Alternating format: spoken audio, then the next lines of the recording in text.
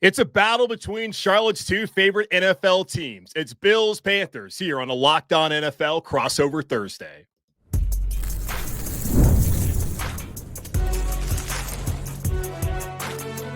You are Locked On NFL crossover, part of the Locked On Podcast Network. Your team every day.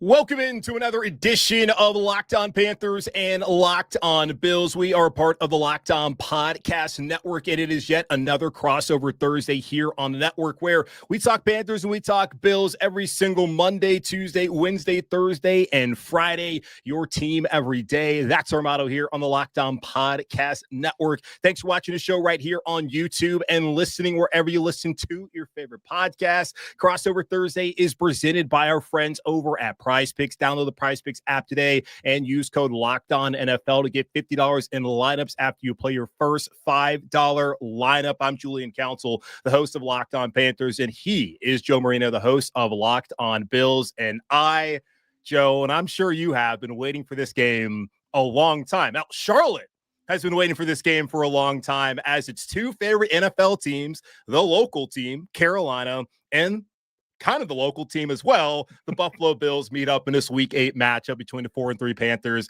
and 4-2 Bills. How you doing, my man? Julian, as I record this podcast with you from just up the street here in Concord, North Carolina, I know exactly what you're talking about. There is a large contingency of Bills Mafia here in the other Queen City, right? Buffalo is also the Queen City. And I know this is one that's been exciting for many, including myself. Now, I will say a month ago, I was pretty excited. Now I'm a little nervous. I'm not going to lie to you based on some of the recent trends of both of these teams. But we know it'll be a spirited afternoon here in Charlotte. It'll be a good sports day, right? And I think that's going to be healthy for this town where there hasn't been that much good sports here lately. And I think this is going to be a good one on Sunday afternoon. No, I know Charlotte FC, they're in the playoffs in MLS, so that's great. The Hornets are back in town, which could be a good thing depending upon how the season goes. But as far as looking at this game on Sunday, the energy and the buzz that's going to be there in Uptown, it was already going to be there because I'm expecting a lot of the locals who are Bills fans to be there at the stadium. I'll be there covering the game. I know you'll be in attendance as well. And I'm excited just to see what it looks like around the stadium with all that going on. But also, this is a game for Carolina where it's actually meaningful football, which they have not had in a long time as they sit here above 500 for the first time since October of 2021. So looking at this game from the Bills' perspective, Joe, what is the biggest storyline heading into this matchup? Well, this is a Bills team that's coming out of the bye, riding a 2-game losing streak, and that's not very characteristic of this Bills team under Sean McDermott. And Sean McDermott's been really good at getting wins out of the bye, 8-0 so far in his tenure. This is his 9th opportunity to get a win out of the bye, and boy, this team needs it. A couple of losses that were just very uncharacteristic against the Falcons and the Patriots. And look at it like this. The Patriots scored 23 points. The Falcons scored 24. The Bills lost both games, which is very surprising. They kind of got in their own way offensively with some turnovers, with some penalties that put them behind the sticks, and it just got a lot harder than it typically is. And so you come out of this bye looking for a win, hungry for a win, and knowing that Kansas City is the next game. You drop this one, you're looking at 500 potentially if you can't beat Kansas City in 2 weeks. So this is a really important game for Buffalo. And the exciting part for the Bills is that they get some defensive reinforcements, and they've needed this. This defense has really struggled this year, and they're getting Michael Hoecht and Larry Ogunjobi, 2 players they signed in free agency, and they didn't have a ton of cap space to work with, and they prioritized getting these 2 guys to elevate their defensive line rotation. Hoecht is an edge rusher. Ogunjobi, a local, right? Went to Ragsdale, played his ball at Charlotte, the first ever draft pick out of Charlotte. So he gets to make his Bills debut here in Charlotte, and that's a big deal. The Bills rotate a ton up front, and so far this year, 60% of their defensive tackle snaps have been played by rookies or practice squad players. And so Larry Ogunjobi is a welcomed addition as a veteran with some know-how to this group. And there's also a dynamic at safety where Taylor Rapp has been a very disappointing player so far this year. And there's been a knee injury, and they're not sure when he's going to be back. Julian, that screams soft benching to me, and potentially the opportunity for Jordan Poyer, longtime Bill that's kind of come back to get another opportunity to start there. So this is a Bills defense that needs to play better, and they're getting some reinforcements, which gives you some hope that it can come together in ways that it needs to for the Bills to be the team they're supposed to be this year. Yeah, and man, life in the AFC gets so real. Like you mentioned there, if the Bills somehow drop this game on Sunday, Kansas City next week, and that's not the Chiefs team that we saw the first couple weeks of the season. No. They look like the full-fledged Chief team that Buffalo has beaten the last couple regular seasons, just when in the playoffs, things haven't gone your way at this point in time. So we'll see how that plays out next week. But looking at this game from the Panthers' perspective, it will be interesting to see who's out there for Buffalo defensively, because Carolina, not sure right now who their quarterback's going to be. Now, this has been interesting to me. We saw on Monday all the NFL insiders like Tom Pelissero, who was first, Ian Rappaport, and Adam Schefter report that Bryce Young sustained a high ankle sprain in that win on Sunday against the Jets, where he was stepped on late in the third quarter, walked off to the locker room under his own power, had a slight limp, didn't look to be something that was going to be significant that would keep him out for a long period of time. Maybe a game, but nothing more than that. So those reports come out that Bryce Young is not going to play. On Monday, Dave Canales tells us that it's a day-to-day situation with Bryce Young, and he does not want to say what the severity of the ankle injury is, even though all the reports and people that we trust and know to be right when these things are reported are saying he's not going to play. Fast forward today on Wednesday as we're recording this, Bryce Young did not practice. He was off to the side. And for the folks who don't understand that, when you see someone off to the side of practice during a media viewing portion where they're typically just stretching, doing individual drills once, maybe some special team stuff, that guy ain't going to play. And that was the case today on Wednesday with Bryce Young. So Dave's saying it's still day to day. I'm anticipating that Andy Dalton's going to be the starter on Sunday and that his backup will likely be Hendon Hooker. Now, Mike White, who was in Buffalo last year, has been brought to the practice squad, trying to get a little information there about the Bills. Certainly, Dave Canales said they would not shy away. He said, hey, he's a Panther now, so no reason for him not to tell us all the knowledge he has about the offense that former Panthers OC Joe Brady has up there right now in Buffalo. All the Panther connections, Shaq Thompson and Bean, Sean McDermott. We used to call it Panthers North. I think that's kind of a pejorative for Buffalo fans at this point in time, considering how well the Bills have gone the last couple of years and looking down here in Carolina. So there's a mystery. And I put that in quotes as far as whether Bryce Young's going to play. Newsflash, he's not playing, guys. So Andy Dalton will be out there on Sunday. And I think Andy can get the job done. We've seen the last 2 years, the first time he started against Seattle 2 years ago, last year against the Raiders, he's thrown for 300 Bills. The only time the Panthers done that so far this season was week 2 in that comeback attempt in Arizona. Outside of that, Bryce Young has not been able to throw for over 200 yards in any of their games, including their last 3 wins against Miami, against Dallas, and against New York on Sunday. So possibly the passing offense might see a boom, at least for 1 week of Andy out there. So, yeah, that's the main storyline. Will Bryce Young play? The answer is no.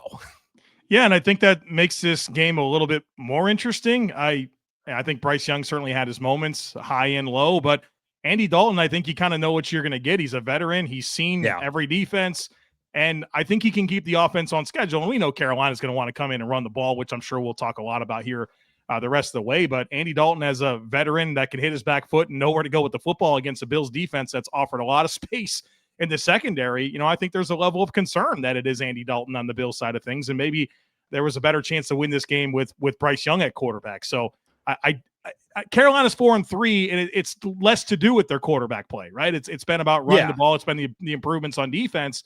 And, I think a veteran like Andy Dalton might be the right ticket for Carolina and give them their best chance to win on Sunday.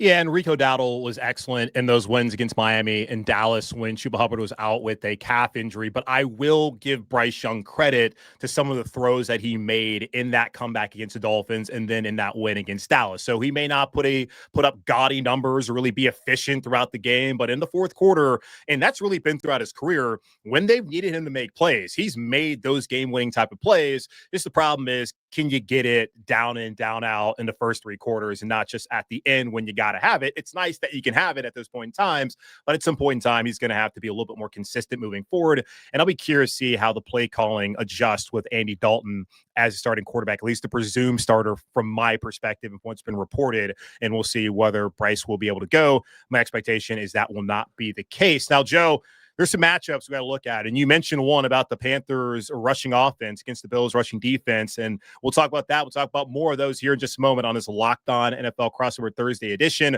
of Locked On Panthers and Locked On Bills.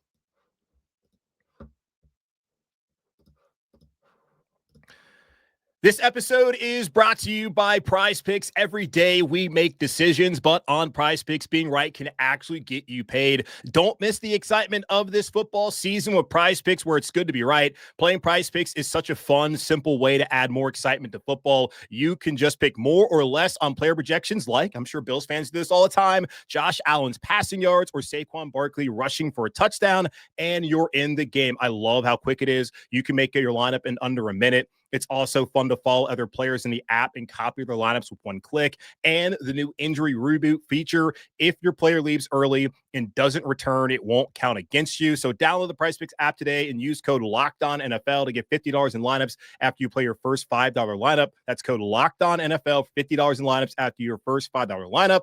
PrizePicks, it's good to be right.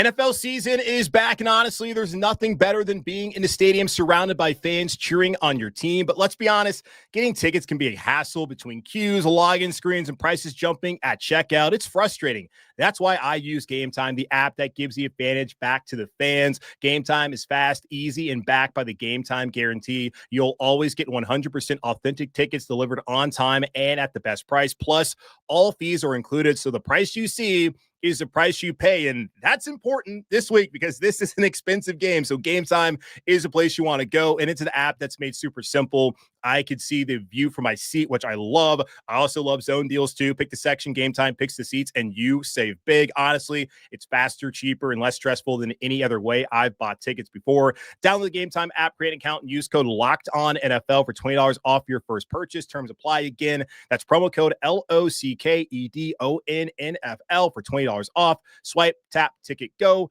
Download Game Time today. Back here on this Locked On NFL crossover Thursday edition of Locked On Panthers and Locked On Bills. Julian Council, host of Locked On Panthers. Joe Marino, host of Locked On Bills, talking about this big game here on Sunday between the 4-3 Carolina Panthers and 4-2 Bills coming off of their Week 7 bye. Joe, got some matchups to look at. What's the matchup you're looking at in this game that could swing the tide in Buffalo's favor or potentially have them losing a second straight game? Well, before I mention a matchup, I do have to say that before it was Carolina North, it was Buffalo South in 1995 when Bill Polian and Frank Reich and Pete Metzelaars, Carlton Bailey, and myself moved to the Charlotte area. So there we go. We got to clarify that they did it first. But obviously, it's been really cool to see that connection continue in some ways. In some other ways, it's been frustrating. But when I think about this game on Sunday, we got to talk about the Bills' run defense against the Panthers' rushing offense. And we know the style of game that Carolina is going to want to play. They're going to want to pound the rock. They got Dalton, they got Hubbard, they got a physical offensive line. The run game's been cooking against the Bills' defense that has given up a ton of rushing production. And when you just compare metrics about the Panthers and yards before contact and missed tackles forced per attempt and yards after contact, they're really good. Meanwhile, the Bills are really bad at not allowing explosive runs and yards after contact, and they get displaced in the run game and they can get creased and give up some big plays on the ground. And so the Bills are going to have a commitment here to defending the run. And certainly the reinforcements are a big part of that, where you'd like to believe that the defense will be better with those players, but they have to prove it. There's a lot to prove with this run defense. And for a Carolina Panthers run defense last year that gave up over 3,000 yards, if you can believe it, the Bills are giving up more yards per carry right now this year than that Panthers defense did last year by a half yard, Julian. So the Bills have a big test here with their run defense, and there has to be a commitment to not allowing Carolina to play the style of game that we know they want to play on Sunday afternoon. Yeah, and let's dive deeper into some of those numbers, both offensively for Carolina when it comes to rushing and Buffalo's run defense. You mentioned it, yards per carry allowed. They're last in the NFL, allowing 5.8, which yikes. And I cannot believe it's worse than what Carolina gave up last year. Buffalo has allowed the 5th most rushing yards through 7 weeks. Now understand the 4 teams below them, the Bengals, Titans, Cowboys, and Dolphins have all played 7 games. So Buffalo's only played 6, which I think has gone to them not being last in that category. You look at also defensive total rush EPA, second worst for Buffalo. They're fourth worst in defensive rushing success rate. They're tied for the third most rushing touchdowns allowed this season. Juxtapose that with Carolina offensively, they're second in the NFL in rushing yards. They're eighth in yards per attempt. Looking more in depth at the advanced stats over at True Media, they're third in EPA per rush. They're second in total rush EPA, fifth in rushing success rate, and 10th in explosive run percentage. That's runs over 12 yards. So they have been really good. And it's funny, Joe, you hear those numbers and you would think that Panther fans are excited about what they have in the backfield. But over the last couple of weeks, have been like, whoa, hold on. What's going to happen when Chuba Hubbard comes back? And Rico Dowdle has to be the guy, right? Like, Chuba can't touch the ball. Never mind the fact Carolina gave him a 4-year, $33 million deal 11 months ago. Like, it's just funny to me because, like, instead of being excited about what you have here and potentially having another D'Angelo Williams, Jonathan Stewart kind of deal, at least for this season, because I don't think Rico has a future past this year because of the fact that they drafted Trevor Etienne back in the spring. They signed Chuba last year, extended him last year. And, oh, yeah, Jonathan Brooks, don't know what his future is, but he's still around for a couple more seasons, potentially. Just be excited about that. But instead, people are like, oh, no, Rico's got to get all the touches. Y'all, Chuba's one of the leaders in the locker room. He's a guy that they felt good enough about during when I think they were 1 or 2 and 7 at the point in time when they extended him, when they were going to Germany that week to face off against the Giants. This is a culture guy. He's not going to not be a part of the game plan. And Dave Canales said as much. So this has been a good rushing attack, and we'll find out just how good they are as they're facing off against, I think, a talented Bills defense, just a Bills defense that has, as we mentioned, really struggled against the run so far. Yeah, no doubt. And you can't hide from the numbers. They are what they are. They are what they are. And the Bills, like I said, there are reinforcements. There's certainly an emphasis. Sean McDermott's coached a lot of defense in his career. They're coming out of the bye knowing about this, and this is their first big test. So there's hope, but they got to prove it. And obviously Carolina's hot run on the football. And look, Chuba Hubbard, Rico Dowdle, it don't matter. Kendre Miller's ripping off runs against his defense. Tyler Algier, they'll both have plenty of opportunities if the Bills don't make the improvements they need to with their run defense. Yeah, and RIP to Kendre Miller. Tore his ACL out for the rest of the season. Not dead, finally had some life, season. Right?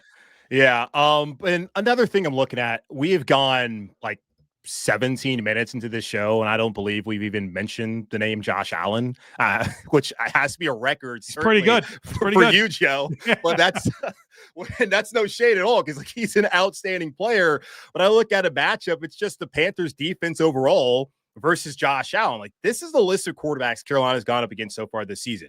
Trevor Lawrence, Kyler Murray, Michael Penix Jr., Tua Tagovailoa, Dak Prescott, Justin Fields, then Tyrod Taylor in the second half last week. And there was one drive of Kirk Cousins that we're not going to really count. Dak right now is second in the NFL in EPA per play among quarterbacks with at least 100 attempts. So he's been awesome this year. The rest of those guys are ranked 19th, 20th, 23rd, 24th, and 30th. They have not been playing a murderer's row of quarterbacks start off the season in what has been the easy portion of their year, minus they'll play 2 games against New Orleans later on this year. Josh Allen right now ranked 5th in EPA per play. Guy's an absolute monster. MVP from a year ago. MVP favorite right now looking over at FanDuel. He's incredible. And I talked to Derek Brown in the locker room about this on Wednesday. He just mentioned that he's just such a good player and just talked about how physically imposing it is. I'm looking at Derek, my buddy, like, look at you. Yeah. Like, there's nothing. And the guy across he's insane too. But man, it's going to be really interesting to see just how good this defense is, because there's some numbers that say it's a really good defense. I am really skeptical, though, because they still have to play Josh Allen this week, Jordan Love next week, and he's up and down. I understand that. Matthew Stafford, there's some Baker Mayfield twice. There's some good players out there remaining on the schedule for them. But Josh Allen, different kind of animal. That dude is incredible, and that will be a matchup I'm absolutely looking at on Sunday. Yeah, I think it's huge, right? To me, the best way the Bills can help their run defense is for Josh Allen to go out and be Josh Allen and score points and get Carolina out of that game script that they want to be in. And look, the Panthers deserve a lot of flowers for their rushing offense. The Bills are actually better in terms of EPA per run than Carolina. So there's a big assignment for a much improved Carolina run defense against Buffalo, not to mention the Josh Allen factor. And he's had 2 down games. He's hungry. He's going to want to go out there and do his thing and get this ship right. So I think that's obviously the big part for Buffalo. We can talk about how good Carolina's rushing offense is and how bad the Bills' rushing defense is, and we should, and we have. But that Josh Allen factor and what he's capable of doing in terms of scoring that could potentially get Carolina out of that script that they're going to want is, to me, the big X factor for Buffalo. Yeah, and then James Cook, who's been a big piece, obviously, of the Bills' rushing attack, has been fully unlocked over the last year and a half by Joe Brady up there, the OC and play caller for Buffalo, and that will be something to look out for as well. As you mentioned, I mean, they do statistically in some categories are better than Carolina. And the Panthers, they gave up 81 yards rushing last week to the Jets. 38 of those were from Breece Hall. So they contained him. They held down Dallas to 19. Miami had 31. So they've been good lately, but they have Dallas. I think they were pretty high up there in EPA, like total rush EPA offensively. So that was a good performance, but this will really be the test of how much that defense has improved after going back to the end of last year, the week 1 this year, 7 straight games of 200 yards allowed on the ground by the Panthers defense. That has now come to a halt, and we'll see if that continues on Sunday. Those are some of the matchups we're looking at on Sunday in this Week 8 matchup between the Panthers and the Bills. We've kind of talked about it, but what does each team need to do to win on Sunday? We'll go over that here in just a moment on this Locked On Panthers, Locked On Bills crossover Thursday here on Locked On NFL.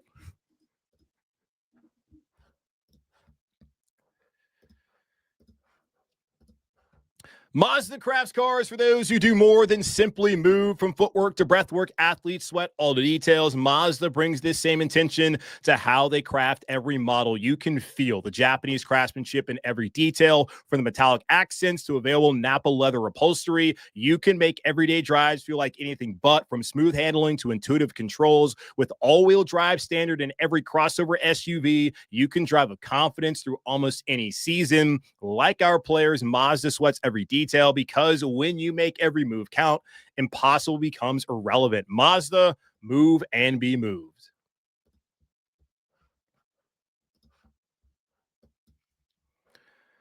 All right, back here on this Locked On Panthers, Locked On Bills, Locked On NFL crossover Thursday, presented by our friends over at Prize Picks. Julian Council, host of Locked On Panthers.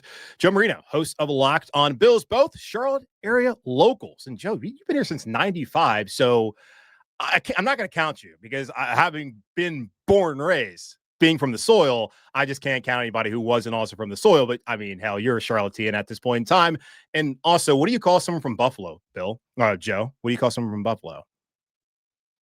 Oh, you're muted, but it's okay. A Buffalonian. Yes. No, false. You call them a Charlottean because they all live here. Oh, there it is. All right. Hey, I was a little ahead of the curve. In my defense, I was like 11 years old. You know, my family moved. What was I supposed to do? Stay behind? I couldn't stay behind. So, well, you could have. You could have. No, it's cool though, because you go around the city and you look at all the Bills bars. Tavern on the Tracks is going to be probably an apocalyptic scene all weekend long, because it's already like the people from Buffalo who have moved down here. Then it's going to be like their cousin Sal and everybody else staying on their couch all weekend. It's going to be an insane weekend. So that's great for all those area bars. Pizante's great pizza spot, like for them to be able to have an opportunity to have a lot of people from Buffalo be there and really enjoy this weekend. But it's also a big weekend for Panther fans, as they're starting to believe in their team.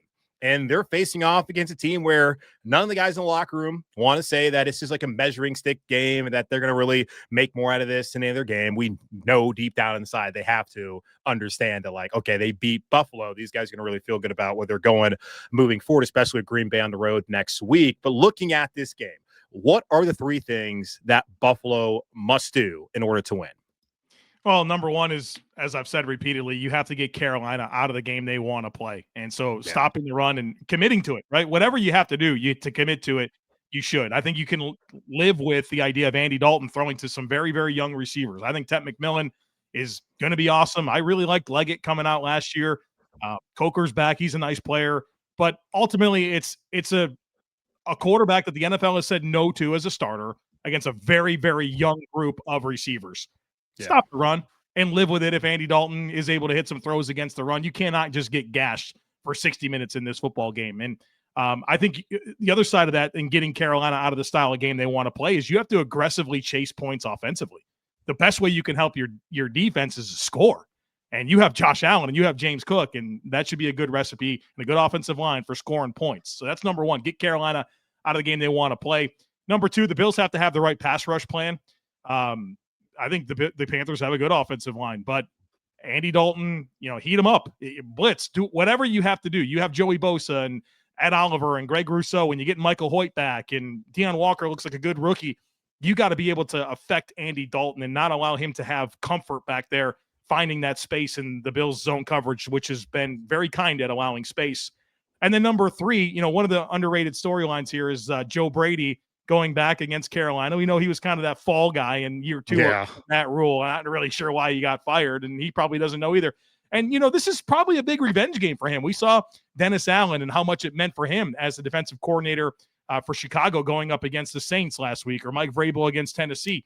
Now, this is Joe Brady's opportunity to, maybe make a statement here for his dismissal. And I think he's got a good opportunity here to work the passing game to attack the second level of the Panthers defense, where Christian Roseboom, Trevin Wallace at linebacker, Chow Smith-Wade at slot corner. I think those are some matchups where the Bills can use their tight ends, running backs, and slot receivers, which is the best part of their passing game, to kind of go after some of those matchups and see what type of success you can have throwing the football and really targeting those second-level players. So it's getting Carolina out of the script they want.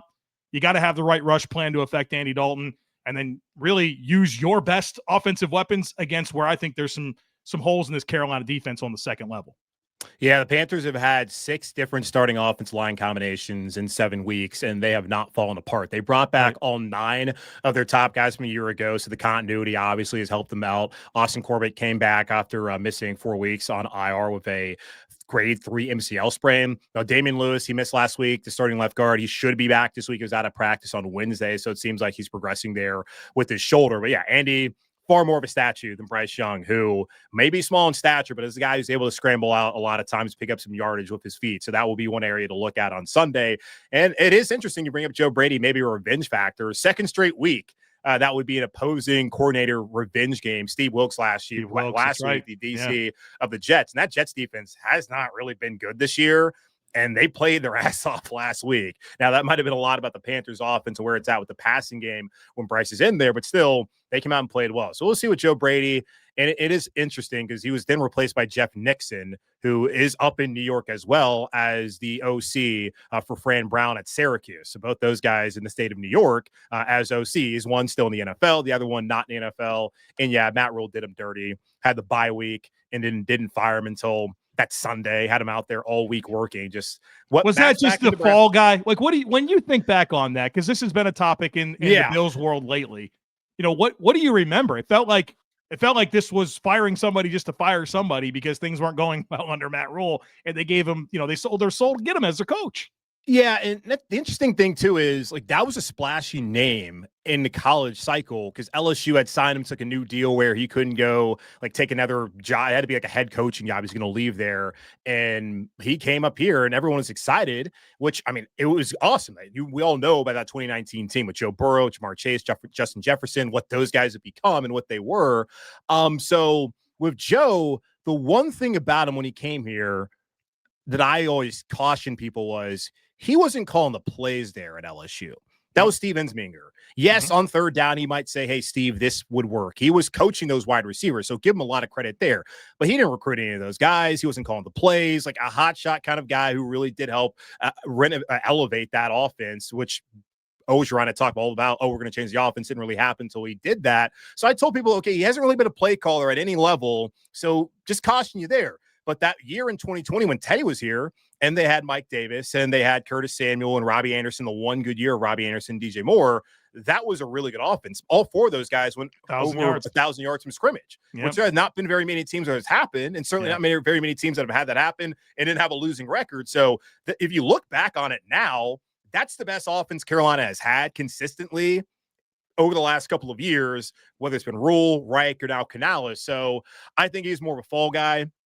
I also think that maybe he was a little bit too early for him to have that job, and just the status of the roster, offensive line injuries, just talent leaving.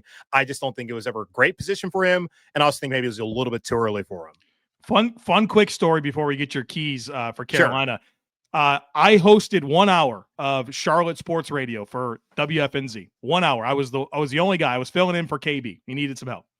And I get in there 10 minutes before I go live. I've never done this before. I've never hosted. I've been a guest. I've been in the studio, but never was the guy. 10 minutes before I start, I have all my notes ready to go. the Panthers hire Joe Brady to be their offensive coordinator. 10 minutes after I close, Luke Kuechly retires. I'm like, this is a signature moment in the history of Charlotte sports, and I'm the guy that has to get through it. I'm like, boy, I don't think I'm the guy for this, but that was a whirlwind of a moment. But yeah, that was that whole offseason was insane because I mean Cam Newton is given the option to seek a trade or whatever that all that mess. So crazy. Yeah, crazy things have changed over the last couple of years. But yeah, Joe Brady, happy to see he's having success. One of those things I just thought maybe a little bit too early for him, and then the whole Matt rule of it all, that was probably a big issue as well, obviously. But as far as the Panthers, what they need to do, their keys, number one, if you're here in Charlotte, drive over to Park Road Shopping Center, go to Onward Reserve. They have a hat there that says "Run the damn ball." That's what Carolina needs to do in this game against what has been a bad statistically run defense for the Bills so far. Contain. You're not going to stop him, but contain Josh Allen. Was looking over at the numbers. He's first in offensive scramble EPA. Not really surprising. So you got to find a way to contain him, not allow him to extend some of these plays. He's an outstanding player. And then number 3, force turnovers. The Bills have turned the ball over 6 times their last 3 games. And Carolina is not high up there in havoc rate, which means tackles for loss, forced fumbles, interceptions, all of that. But they have an opportunity if Josh is loose with the ball, which has been kind of an old narrative a couple of years ago that went away, especially last year. That's kind of creeped up its ugly head with some bad mistakes across the board for them offensively the last couple of games they played there. Like, that's a key as well. You can win a turnover battle. Really, in general, in football across all levels, you typically will win the game. So run the damn ball, contain Josh Allen, and force turnovers. I don't know if you're going to give a pick here, but the Bills are 7.5-point road favorites. Going to put that one in quotations because I don't think it's going to be a road environment at all for Buffalo on Sunday here in Charlotte. Just any final thoughts or prediction? Maybe say that for Friday. What do you got for me, Joe? I'll save my prediction for my last show of the week. Yeah, but I will say I think you've highlighted the right stuff. And from the Bills' perspective, that's got to be the stuff they've been thinking about all bye week long. How do we make sure that we don't get mistake prone on offense? How do we stop the run on defense? And so I think we'll find out how useful that bye week was for the Bills. But until they prove they've corrected some of that stuff, Carolina's got to come out and challenge it. Yeah, absolutely. And a couple weeks ago, I had this one chalked up as a loss. I would still favor Buffalo at this point in time because I do think they are a better team. They certainly have a massive advantage at quarterback. And we'll see how it plays out. But I do think that Carolina could win this game because of the emergence of Rico Dowdle, Chuba Hubbard now being healthy, the way the offensive line has been able to maintain the standard despite all of the changes and all the injuries. I think they can win this game. I don't necessarily want to pick them at this point in time, but I do think, and you kind of said at the top of the show, like, this is a more interesting game than we thought it was going to be. 100% there's a path for the Panthers to win this game. I think 7.5 is kind of crazy, to be honest with you. We'll find out. Yeah. But this doesn't, a month ago, I would have said, oh, perfect, out of the bye, a tune-up ahead of Kansas City. Now it's like, boy, you better win this one or else you're going to be 500 after you get done with Kansas City in 2 weeks. So big stretch for Buffalo here out of the bye. Yeah, and I don't know where the line opened up, but Vegas is not loving Carolina. They had them open up as underdogs at New York last week before they became favorites. So maybe Vegas will turn things around for as far as their perspective on the Panthers if they get this win. And of course, big game for them to show who they really are and how good they actually are this season, as next week they go to Lambeau and they're not the best road team. So this is a big one to get at home. But that's going to wrap up this edition of Locked On Panthers and Locked On Bills. Julian Council, Joe Marino. Again, we're part of the Locked On Podcast Network. Check us out again on Friday, where I'm going to go more over the keys of victory, look at the injury report, and I'm sure Joe's got plenty of great things for y'all, as he always does there on Locked On Bills. As I always say, be safe, be happy, be whole. As always, keep pounding, and Bills Mafia, love you too. And we'll be back on Friday with more on the Panthers and more on the Bills.